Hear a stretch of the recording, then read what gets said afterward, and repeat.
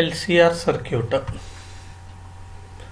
ഫിഗറിൽ ഒരു inductor L ഉണ്ട്, ഒരു കപ്പാസിറ്റർ C ഉണ്ട്, ഒരു റെസിസ്റ്റൻസ് R ഉണ്ട്. അത് ഒരു AC ആയിട്ട് കണക്ട് ചെയ്തിരിക്കുകയാണ്. ഈ സർക്യൂട്ടിനെയാണ് നമ്മൾ LCR സർക്യൂട്ട് എന്ന് പറയുക.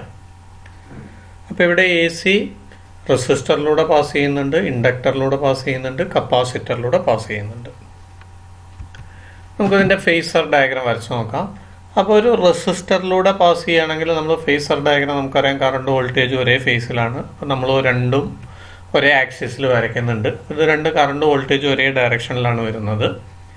അപ്പോൾ ഇതിനെ റെസിസ്റ്ററിലൂടെ ആയതുകൊണ്ട് ഇവിടുത്തെ വോൾട്ടേജിനെ നമുക്ക് VR എന്ന് റെപ്രസെൻ്റ് ചെയ്യാം. ഇനി ഇൻഡക്ടറിലൂടെയാണ് പാസ് ചെയ്യുന്നത് എങ്കിൽ നമുക്ക് കിട്ടുന്നത് കറണ്ട് X ആക്സിസ് തന്നെ വരുന്നുണ്ട്, വോൾട്ടേജ് വരുന്നത് ഇതാ വരുന്നത് കാരണം കറണ്ട് അവിടെ എന്ത് ചെയ്യുന്നത് ലാഗ് ചെയ്യാണ് ചെയ്യുന്നത്, നമ്മൾ പഠിച്ചു. അപ്പോൾ നമുക്ക് ഇത് കിട്ടുന്നു VL ഇവിടെ കിട്ടുന്നുണ്ട്. ഇനി AC പാസ് ചെയ്യുന്നത് കപ്പാസിറ്ററിലൂടെ ആണെങ്കിൽ കറണ്ട് ലീഡ് ചെയ്യാണ് ചെയ്യുന്നത്. അപ്പോൾ കറണ്ട് X ആക്സിസിലാണ്, നേരെ താഴെ ആയിരിക്കും ഏത് വരുന്നത് VC. ഇനി VLൻ്റെ വാല്യൂ VCയേക്കാൾ വലുതാണെങ്കിൽ, if VL is greater than VC, അവ തമ്മിലുള്ള റിസൾട്ടൻ്റ് എന്ന് പറയുന്നത് നമുക്കറിയാം VL മൈനസ് VC ആയിരിക്കും. ആ വാല്യൂ ആണ് ഈ വന്നിട്ടുള്ളത്, VL മൈനസ് VC. ഇനി VL മൈനസ് VCയുടെയും VRൻ്റെ റിസൾട്ടൻ്റ് ആണ് ഇത് വരുന്നത്, ഈ ആരോ മാർക്ക് വരുന്നത്. അതിനെ നമുക്ക് V എന്ന് റെപ്രസെൻ്റ് ചെയ്യാം. അത് ആക്സിസുമായിട്ട് മേക്ക് ചെയ്യുന്ന ആംഗിൾ ഫൈ ആണ്. ഇനി നമ്മൾ എന്ത് ചെയ്യുന്നു പറഞ്ഞാൽ ഈ ഡിസ്റ്റൻസ് VL മൈനസ് VC ആണ് നമുക്കറിയാം. ഇവിടെ നമുക്കൊരു ട്രയാങ്കിൾ കിട്ടി. ഈ ട്രയാങ്കിൾ നമ്മൾ പൈത്തഗോറസ് തിയറം അപ്ലൈ ചെയ്യുന്നു. അപ്പോൾ നമുക്ക് കിട്ടുന്നത് V² is equal to VR² plus VL minus VC whole square. ഇത് V എന്ന് പറഞ്ഞാൽ കറണ്ടിൻ്റെ റെസിസ്റ്റൻസ് ആണ്. ഇവിടെ 3 ഉണ്ടായതുകൊണ്ട് ആ റെസിസ്റ്റൻസിനെ നമ്മൾ ഇംപിഡൻസ് എന്നാണ് വിളിക്കുന്നത്. അപ്പോൾ V² പകരം നമുക്ക് എന്ത് ചെയ്യാന്ന് പറഞ്ഞാൽ I/Z² എന്ന് കൊടുക്കാം. VR എന്ന് പറഞ്ഞാൽ കറണ്ടിൻ്റെ റെസിസ്റ്റൻസ് ആണ്. VL എന്ന് പറഞ്ഞാൽ കറണ്ട് I/XL ആണ്, ഇൻഡക്റ്റീവ് റിയാക്ടൻസ്. VC എന്ന് പറയുന്നത് I/XC ആണ്. XC എന്ന് പറഞ്ഞാൽ കപ്പാസിറ്റീവ് റിയാക്ടൻസ് ആണ്. അപ്പോൾ നമ്മൾ ഇക്വേഷൻ എങ്ങനെയായിട്ട് മാറും, V² പകരം I² Z². Z എന്ന് പറയുന്നത് റെസിസ്റ്റൻസ് ആണ്. ആ റെസിസ്റ്റൻസിനെ ഇവിടെ നമ്മൾ വിളിക്കുന്നത് ഇംപിഡൻസ് എന്നാണ്.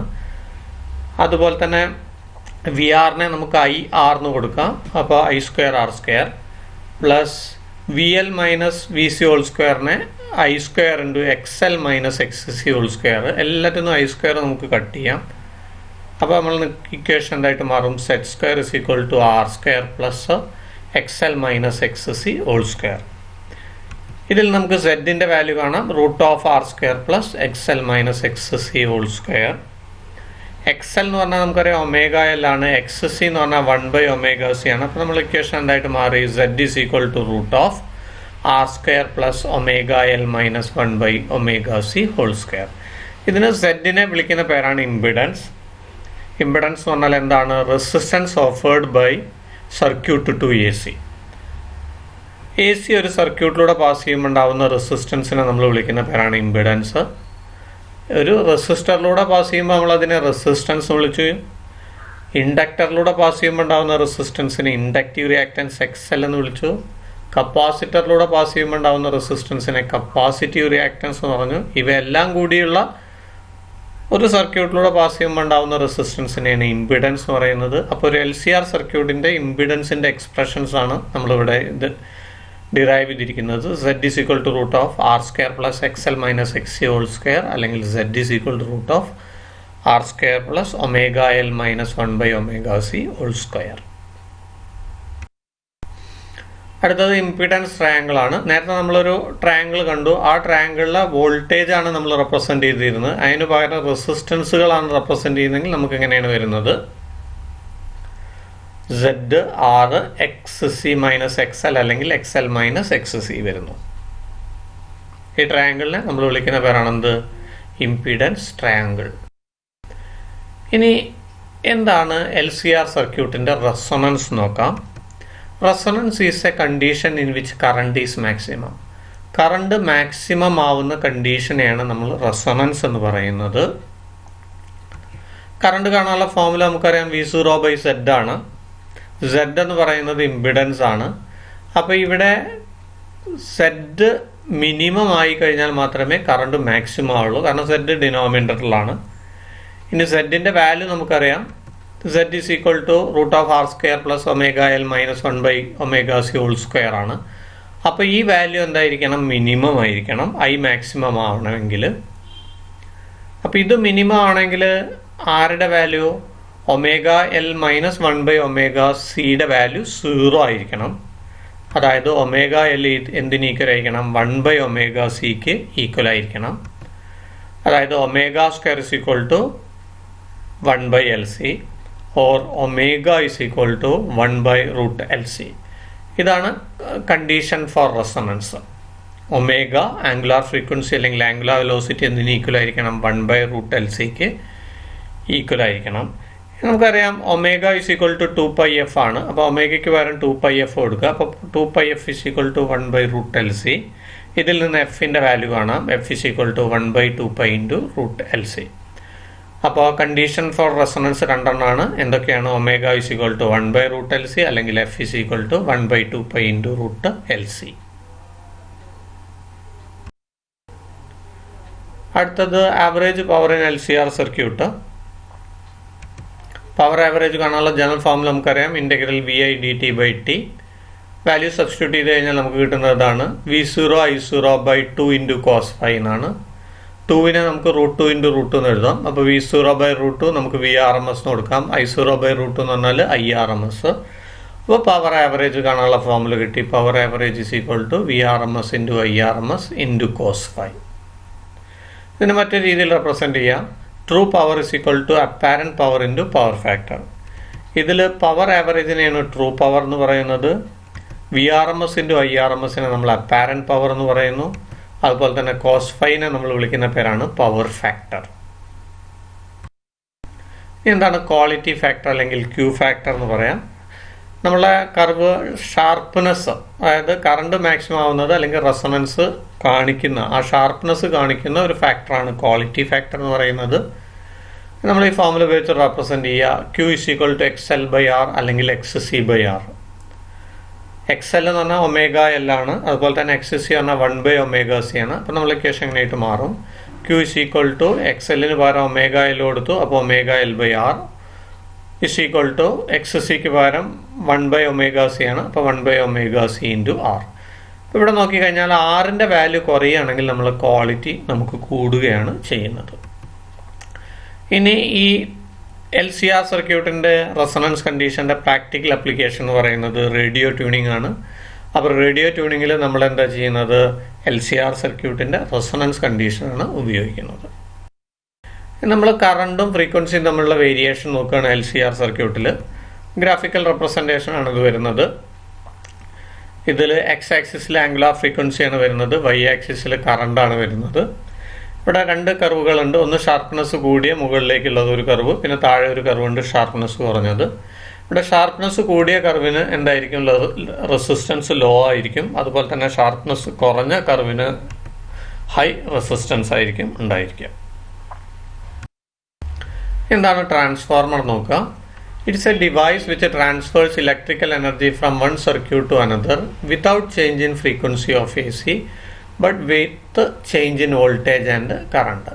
അപ്പോൾ ട്രാൻസ്ഫോമർ എന്ന് പറയുന്നത് ഒരു ഇലക്ട്രിക്കൽ ഡിവൈസ് ആണ്. അത് ഇലക്ട്രിക്കൽ എനർജി ഒരു സർക്യൂട്ടിൽ നിന്ന് മറ്റൊരു സർക്യൂട്ടിലേക്ക് ട്രാൻസ്ഫർ ചെയ്യുന്നുണ്ട്. എന്തിൽ ചേഞ്ച് ഇല്ലാതെ, ഫ്രീക്വൻസിയിൽ ചേഞ്ച് ഇല്ലാതെ. പക്ഷേ എന്തിലൊക്കെ ചേഞ്ച് സംഭവിക്കുന്നുണ്ട്? വോൾട്ടേജിലും കറണ്ടിലും ചേഞ്ച് സംഭവിച്ചുകൊണ്ട് ഫ്രീക്വൻസിയിൽ ചേഞ്ച് സംഭവിക്കാതെ ഒരു സർക്യൂട്ടിലുള്ള ഇലക്ട്രിക്കൽ എനർജീനെ മറ്റൊരു സർക്യൂട്ടിലേക്ക് ട്രാൻസ്ഫർ ചെയ്യുന്ന ആ ഡിവൈസിനെ നമ്മൾ വിളിക്കുന്ന പേരാണ് ട്രാൻസ്ഫോർമർ. ഇനി അതെന്തിൻ്റെ ബേസിലാണ് വർക്ക് ചെയ്യുന്ന നോക്കുക. It works based on mutual induction. ഇതാണ് പ്രിൻസിപ്പിൾ ഓഫ് ട്രാൻസ്ഫോമർ. അപ്പോൾ പ്രിൻസിപ്പൽ ട്രാൻസ്ഫോമർ എന്താണെന്ന് ചോദിച്ചാൽ നമ്മൾ എന്താ എഴുതുക? Mutual induction. അതിൻ്റെ പാർട്സ് നോക്കുക. It consist of 2 coil of wires wound over a soft iron core. 2 coil of wires ഒരു സോഫ്റ്റ് അയൺ കോറിൽ എന്ത് ചെയ്തിരിക്കുന്നു? ചുറ്റിയിരിക്കുന്നു. അപ്പോൾ ഒന്നിനെ നമ്മൾ പ്രൈമറി എന്നാണ് വിളിക്കുന്നത്, മറ്റേനെ സെക്കൻഡറി എന്നാണ്. ത്രൂ പ്രൈമറി AC സപ്ലൈഡ്, പ്രൈമറിയിലൂടെ നമ്മൾ AC സപ്ലൈ ചെയ്യുന്നു. അപ്പോൾ എന്ത് ചേഞ്ച് ചെയ്യും? ഫ്ലക്സ് ചേഞ്ച് ചെയ്യും. And by mutual induction EMF is induced in the secondary. അപ്പോൾ മ്യൂച്വൽ ഇൻഡക്ഷൻ പ്രകാരം സെക്കൻഡറിയിൽ അപ്പോൾ എന്ത് ഇൻഡ്യൂസ് ചെയ്യുന്നുണ്ട്? EMF ഇൻഡ്യൂസ് ചെയ്യുന്നുണ്ട്. ഇതാണ് ട്രാൻസ്ഫോമറിൻ്റെ ഫിഗർ വരുന്നത്. സോഫ്റ്റ് അയൺ കോറിൻ്റെ ഫിഗർ നിങ്ങൾക്ക് കാണാം. Primary കോയിലുണ്ട്, secondary കോയിലുണ്ട്. പ്രൈമറിയിലൂടെ നമ്മൾ AC കടത്തിവിടും. അപ്പോൾ സോഫ്റ്റ് അയൺ കോറിൽ ഒരു ഫ്ലക്സ് ചേഞ്ച് ഉണ്ടാവും. ആ ഫ്ലക്സ് ചേഞ്ചിലാണ് സെക്കൻഡറി സ്ഥിതി ചെയ്യുന്നത്. അതുകൊണ്ട് സെക്കൻഡറിയിൽ മ്യൂച്വൽ ഇൻഡക്ഷൻ പ്രകാരം ഒരു EMF ഉണ്ടാവുന്നുണ്ട്. ഇനി ഇതിൻ്റെ ട്രാൻസ്ഫോമറിൻ്റെ ഇക്വേഷനാണ് V2/V1 = N2/N1 = I1/I2. ഇത് VT എന്ന് പറഞ്ഞാൽ സെക്കൻഡറി വോൾട്ടേജ് ആണ്, V1 എന്ന് പറഞ്ഞാൽ പ്രൈമറി വോൾട്ടേജ് ആണ്, N2 secondary number of turns, N1 primary number of turns, I1 എന്ന് പറഞ്ഞാൽ പ്രൈമറി കറണ്ട് ആണ്, I2 എന്ന് പറഞ്ഞാൽ സെക്കൻഡറി കറണ്ട് ആണ്.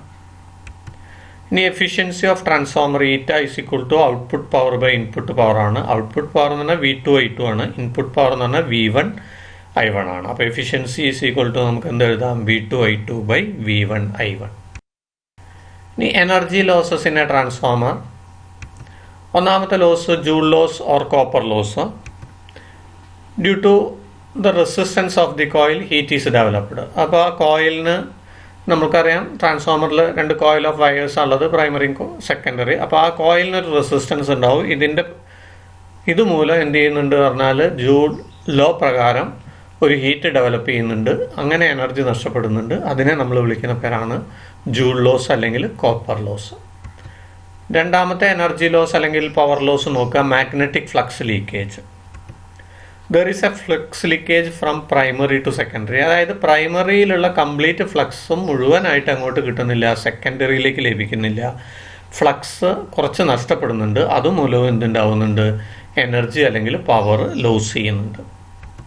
മൂന്നാമത്തത് ഹിസ്റ്റീരിസിസ് ലോസ്. നമ്മൾ ഹിസ്റ്റീരിസിസ് പഠിച്ചിട്ടുണ്ട്. കറണ്ട് ലാഗ്സ് ബിഹൈൻഡ് എന്ന് പറഞ്ഞിട്ട് നമ്മൾ പഠിച്ചിട്ടുണ്ട്. Lagging of magnetic flux density behind magnetising field, അതിനെ വിളിക്കുന്ന പേരാണ് ഹിസ്റ്റീരിസിസ് ലോസ്. അപ്പോൾ എനർജി ഹിസ്റ്റീരിസിസ് മൂലവും നമുക്ക് എന്ത് ചെയ്യുന്നുണ്ട്, നഷ്ടപ്പെടുന്നുണ്ട്. നാലാമത്തെ എഡ്ഡി കറണ്ട് ലോസ് ആണ്. This current heats the core and energy is lost. അപ്പോൾ എഡ്ഡി കറണ്ട് മൂലം ഹീറ്റ് ലോസ് ഉണ്ടാവുന്നുണ്ട്. To reduce this laminated cores are used. ഡൈനാമോയിലും ട്രാൻസ്ഫോമറിലും ഇത് റെഡ്യൂസ് ചെയ്യാൻ വേണ്ടിയിട്ട് നമ്മൾ സാധാരണയായിട്ട് ലാമിനേറ്റഡ് കോറുകളാണ് യൂസ് ചെയ്യുന്നത്. ഇനി 2 ടൈപ്പ് ട്രാൻസ്ഫോമറുകളെ നമുക്ക് പഠിക്കാം. ഒന്നാമത്തത് step up transformer. Step up ട്രാൻസ്ഫോമറിൽ N2 is greater than N1. അതായത് number of turns in the secondary is greater than number of turns in the primary. അപ്പോൾ സ്വാഭാവികമായിട്ട് സെക്കൻഡറി വോൾട്ടേജ് കൂടുതലായിരിക്കും, V2 ഗ്രേറ്റർ ദാൻ V1. അപ്പോൾ voltage കൂട്ടുന്ന ട്രാൻസ്ഫോമറിനെയാണെന്ന് പറയുന്നത് step up transformer. ഇനി അടുത്ത് വരുന്ന ഏതാണ്, സ്റ്റെപ്പ് ഡൗൺ ട്രാൻസ്ഫോമർ ആണ്. അപ്പോൾ സെക്കൻഡറിയിലെ നമ്പർ ഓഫ് ടേൺസ് കുറവായിരിക്കും, N2 ലെസ് ദാൻ N1. അപ്പോൾ സെക്കൻഡറിയുടെ വോൾട്ടേജ് V2 എന്തായിരിക്കും, less than primary voltage V1. ഫിഗേഴ്സാണ് കൊടുത്തിട്ടുള്ളത്. ഓക്കെ, അതിൽ രണ്ടാമത്തെ ഫിഗറിൽ പ്രൈമറിയിലെ നമ്പർ ഓഫ് ടേൺസ് കുറവും സെക്കൻഡറിയിലെ നമ്പർ ഓഫ് ടേൺസ് കൂടുതലാണ്. അപ്പോൾ അത് സ്റ്റെപ്പ് അപ്പ് ട്രാൻസ്ഫോമർ ആയിരിക്കും. ഇനി നേരെ തിരിച്ചാണെങ്കിൽ, അതായത് പ്രൈമറിയിലെ നമ്പർ ഓഫ് ടേൺസ് കൂടുതലും സെക്കൻഡറിയിലെ നമ്പർ ഓഫ് ടേൺസ് കുറവുമാണെങ്കിൽ അതെന്തായിരിക്കും, സ്റ്റെപ്പ് ഡൗൺ ട്രാൻസ്ഫോമർ ആയിരിക്കും.